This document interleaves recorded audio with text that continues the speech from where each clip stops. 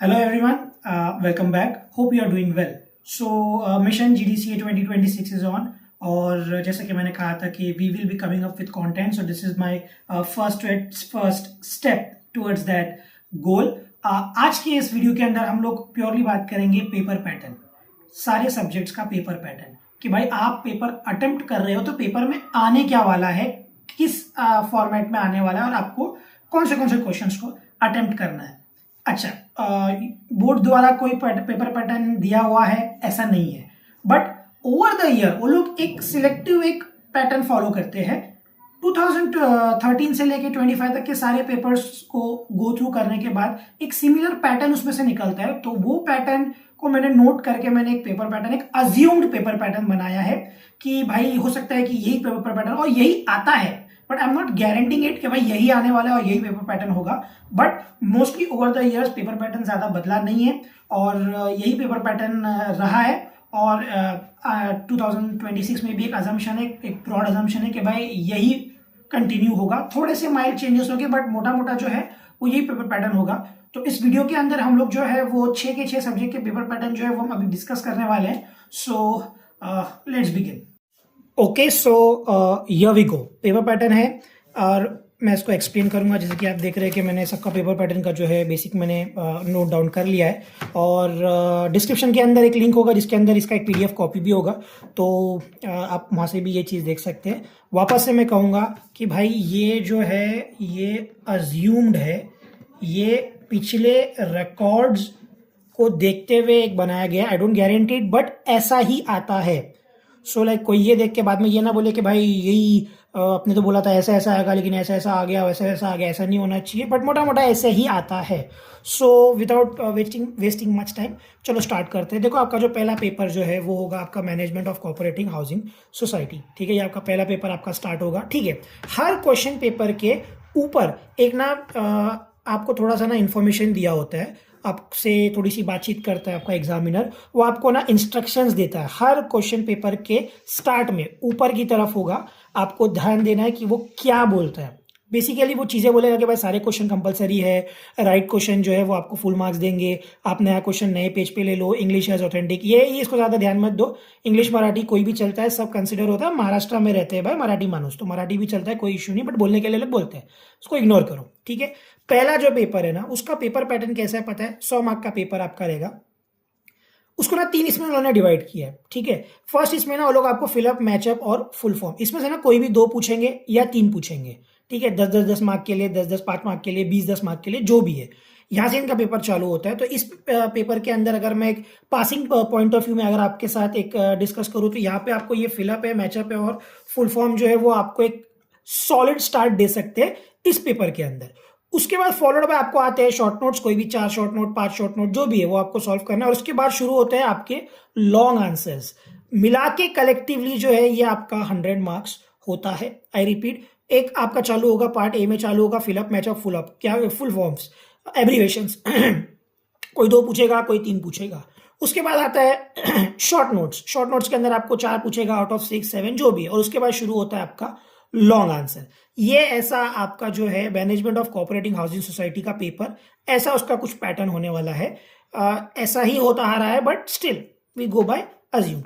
ठीक है, अब यहाँ पे बोला गया हर क्वेश्चन न्यू पेज पे, तो ये देखो ये सब छोटी मोटी चीजों का आप ध्यान रखो कि भाई वो न्यू पेज पे लेने बोल रहा है तो काय को फिर अगर आधा पेज हो गया तो फिर मैं आधे पेज के अंदर दूसरा आंसर लिखूं, नहीं, चेंज करने का और अपना नेक्स्ट पेज न्यू पेज ले लेने का। ठीक है, उसके बाद आता है आपका पेपर नंबर 2 अकाउंट्स।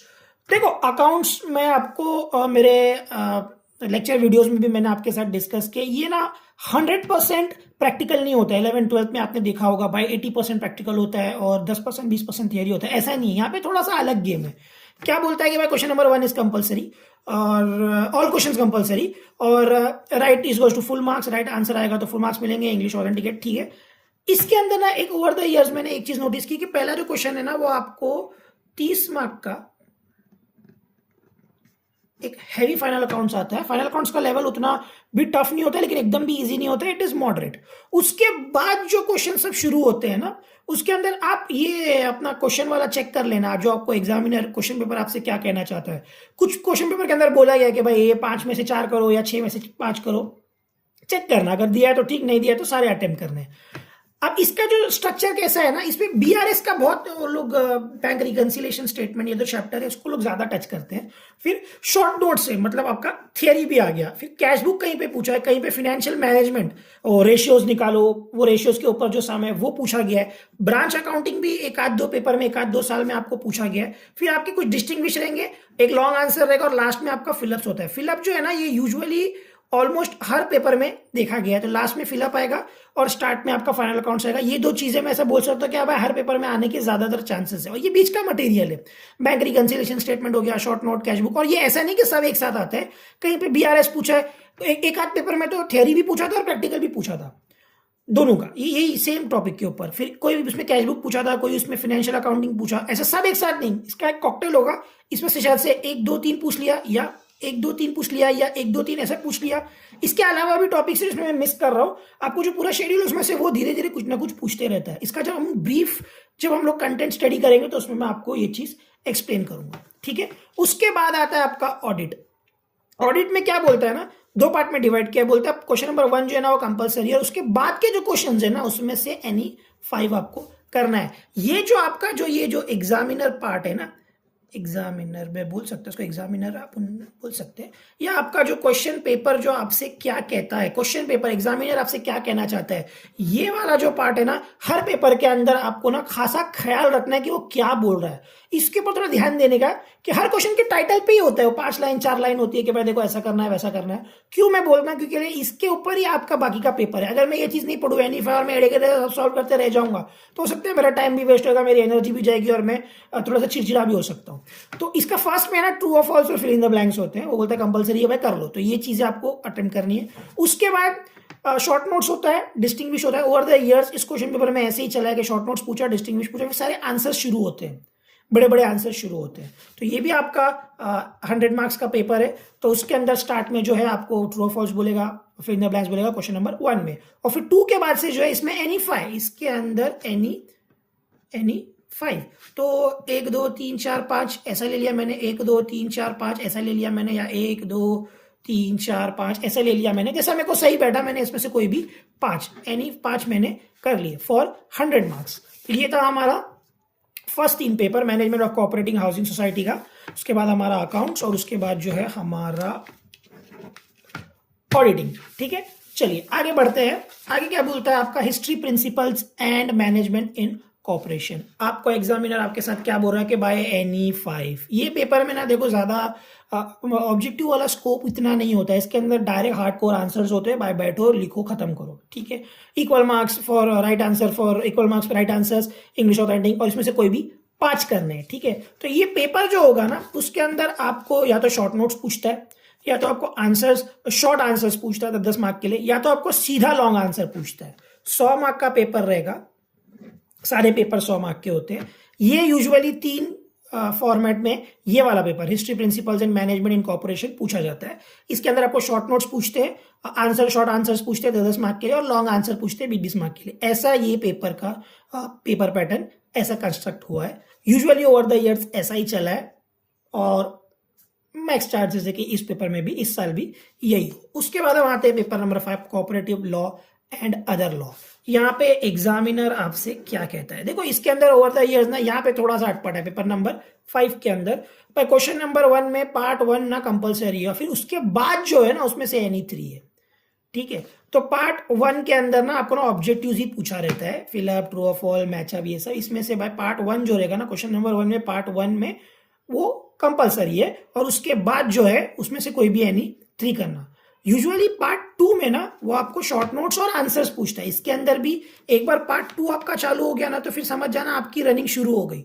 रनिंग बोले तो भाई लॉन्ग आंसर वाली रनिंग आपकी शुरू हो जाएगी। क्वेश्चन नंबर 1 था कि भाई आपका जो है फिलअप, ट्रू और फॉल्स, मैचअप, मतलब यहाँ पे आपको ऑब्जेक्टिव्स में खेलना है, यहाँ पे आपको ऑब्जेक्टिव्स के मार्क्स है, और यहाँ पे जो है आपका लॉन्ग आंसर है, मतलब आपकी जाती मेहनत जो आप 3 घंटा बैठ के लिखोगे जिससे आपको 100 मार्क्स मिलना है, ठीक है। 4 के अंदर ज्यादा कुछ स्कोप नहीं है, ऑब्जेक्टिव्स का इतना स्कोप ओवर द इयर्स रहा नहीं है, और मेरी चांसेस है कि इस बार भी नहीं होगा। 5 के अंदर आपको क्वेश्चन नंबर 1 के अंदर बोलता है, ये वाला पार्ट मैं बार बार सर्कल कर रहा हूँ जो मैं आपको बार बार बोलता हूँ, क्योंकि अगर ये पढ़ो नहीं तो मिस्टेक कर जाओगे और आपका जो मार्क्स जो आपके अच्छे आने वाले वो भी मिस हो सकते हैं। तो ये आपका cooperative law and other law है, ये आपका पेपर नंबर 5 है, ठीक है। और last but not the least आपका पेपर नंबर 6। पेपर नंबर 6 क्या है? Cooperative banking and other societies. क्या कहना चाहता है एग्जामिनर आपसे कि भाई क्वेश्चन कंपलसरी है, राइट क्वेश्चन होगा तो फुल मार्क्स मिलेंगे, इंग्लिश ऑथेंटिकेट, ठीक है। ये पेपर का ना एक चीज मैं बोलता हूँ कि 13 से लेके 25 तक फॉर्मेट चेंज नहीं हुआ है, जो है ऐसी है ऐसी ही पूछते हैं। क्वेश्चन नंबर 1 में आपको फुल फॉर्म एब्रिविएशन पूछेंगे, फिलअप पूछेंगे और ट्रू फॉल्स पूछेंगे। एक खाली पेपर में बीच में कहीं तो विथ रीजन आया था ये, बट ओवर द इयर्स सिर्फ इतना ही पूछता है। तो ये है आपका ऑब्जेक्टिव वाला पार्ट, यहाँ पे आपको स्कोर करने के हैवी चांसेस है। उसके बाद फॉलोड बाय आपका शॉर्ट नोट्स आता है, और फिर ये जो दो है लॉन्ग आंसर 150 वर्ड में और लॉन्ग आंसर 500 वर्ड्स में। यूजुअली ये 20 मार्क 10 मार्क ऐसा होता है, और ये शॉर्ट नोट होता है, कोई भी 4 शॉर्ट नोट 5 में से 6 में से आपको सॉल्व करने, ये आपके ऐसे 100 मार्क्स कवर होंगे। तो ये आपका पेपर पैटर्न मैंने इस वीडियो में आपके साथ डिस्कस किया है। Paper number 1 management of cooperating housing society, इसके अंदर आपको जो ऑब्जेक्टिव पार्ट है, देखो ऑब्जेक्टिव्स आपको ना मार्क्स लाता है, आपको पासिंग की बोलते हैं ना, पास ओवर द लाइन क्रॉस करने में बहुत हेल्प करता है। तो भाई फिलअप मैचअप वगैरह पे ज्यादा जरा ध्यान देने का, इसको जरा पढ़ने का। ओवर द ईयर जो क्वेश्चन पेपर है रिपीटेटिव फॉर्मेट होता है, चांसेस होते हैं कि वही चीज रिपीट हो। तो यहाँ पे भी आपको ऑब्जेक्टिव का फॉर्मेट है पेपर नंबर 1 के अंदर पेपर पैटर्न में। अकाउंट्स के अंदर भी लास्ट में एक आपको एक फिलअप थोड़ा सा पूछता है और थियरी पूछता है, तो यहाँ पे भी आपको एक फेयर चांस है। ऐसा नहीं है कि प्रैक्टिकल नहीं आता तो प्रॉब्लम हो सकती है, हाँ आना जरूरी है। जैसे कि फाइनल अकाउंट्स भाई करके ही जाना, जो भी बंदा अकाउंट्स अटेम्प्ट कर रहा है फाइनल अकाउंट्स करके जाना, वो हमेशा पूछता है। ऑडिट के अंदर ऐसा देखो, यहाँ पे ऑब्जेक्टिव्स वाला पार्ट है क्वेश्चन नंबर पार्ट 1 के अंदर फिलअप है, मैशअप है, फिर शॉर्ट नोट्स है, डिस्टिंग्विश है, फिर लॉन्ग आंसर। देखो लॉन्ग आंसर शुरू होता है ना तो सबका अपना अपना कैपेसिटी होता है, कौन कैसा परफॉर्म करता है, बट फिलअप ट्रू और फॉल्स वगैरह के अंदर जो है मैक्सिमम सबको हेल्प, पासिंग के लिए हेल्प मिल जाती है। और हिस्ट्री प्रिंसिपल्स एंड मैनेजमेंट के अंदर ऑब्जेक्टिव्स का उतना स्कोप नहीं है, यहाँ पे ऑब्जेक्टिव्स नहीं है भाई, नहीं है। और उसके बाद फिर कोऑपरेटिव लॉ के अंदर आपको फिलअप ट्रू फॉल मैच, फिर से एक ऑब्जेक्टिव्स का एक पार्ट मिलता है जहाँ पे आपको स्कोर करने को मिलेगा। उसके बाद आपके सारे लॉन्ग आंसर शुरू होते हैं, और फिर last but not the least आपका cooperative banking and other societies, इसके अंदर भी आपको थोड़ा सा ऑब्जेक्टिव्स वाला पार्ट मिलता है जहाँ पे आप मार्क्स स्कोर कर सकते हो, फिर शॉर्ट नोट और फिर आपके लॉन्ग आंसर्स, ठीक है। ये था आपका पेपर पैटर्न का फॉर्मेट, ठीक है। अब ध्यान से सुनना, आपके रोज 2 पेपर होंगे, 1 2 3, हर पेपर आपका 3 आवर्स का होगा। फिर आपको बीच में 1 घंटे का ब्रेक लगेगा, और फिर आपका दूसरा पेपर 3 आवर्स का शुरू होगा। ये मैं क्यों आपको बता रहा हूं, क्योंकि टोटल जो है एक 7 आवर्स का आपका ऐसा 3 दिन तक ये जीडीसीए का चलने वाला है। ध्यान से सुनना, आदत नहीं है अपने को इसकी। यूजुअली 10th 12th 15 या कहीं पे भी हमने ना 3 आवर का एक ही पेपर अपन ने परफॉर्म किया है। हमने कभी ऐसे डबल 7 घंटे की रनिंग हमने कभी परफॉर्म नहीं की है। तो मोस्ट ऑफ जो स्टूडेंट्स इसको अपीयर करते हैं ना, तो वो उनको थोड़ा सा ना ये एग्जॉस्टिंग लगता है कि भाई 3 घंटा का पेपर इधर भी लिखने का 100 मार्क का हो, फिर 1 घंटे का पेपर, फिर 3 घंटे का पेपर 1 मार्क 100 मार्क का ना हो, मतलब एक दिन में 200 मार्क परफॉर्म करना, अटेम्प्ट करना है।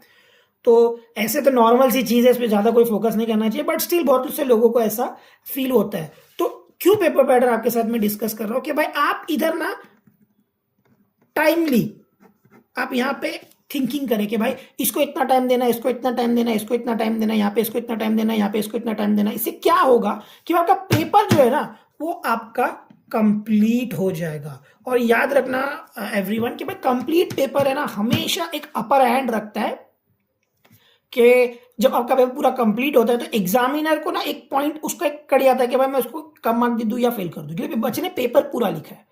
ऑफ कोर्स आपको पेपर सही अटेम्प्ट करना है, कुछ भी कचरा नहीं भरना है, बट कंप्लीट करना है। तो कंप्लीट कैसा होगा, जब आप ऑन टाइम इस पेपर को फिनिश करोगे। ऑन टाइम कैसा फिनिश करोगे, जब आप यहाँ पे टाइम डिवाइड करोगे। एग्जाम्पल ले रहा हूं मैं भाई, यहाँ पे आपने 15 मिनट दिए, यहाँ पे आपने 15 मिनट दिए, यहाँ पे आपने 15 मिनट दिए, ऐसा करके 15 करके आपने जो आपका जो 3 घंटा है उसको आपने डिवाइड किया और आपने उसके हिसाब से पेपर अपना अटेम्प्ट किया। तो टाइमली मेरा ये आपको बोलना है कि भाई टाइमली आप अपने पेपर को यहाँ पे ऑर्गेनाइज करो ताकि आपका हर पेपर कंप्लीट हो और आपके पास होने के चांसेस ज़्यादा से ज़्यादा हो।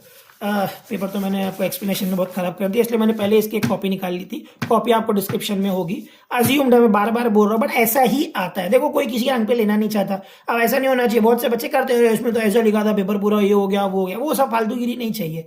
2013 से 25 के सारे क्वेश्चन पेपर मैंने बैठ के देखे, उसमें से मुझे एक फॉर्मेट निकला तो मैंने आपके साथ शेयर किया, और वाइल्ड चांसेस है कि ये सही होगा।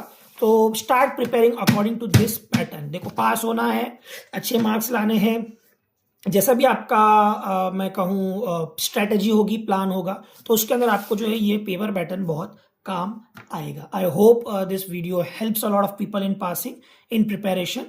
So all the best. Thank you.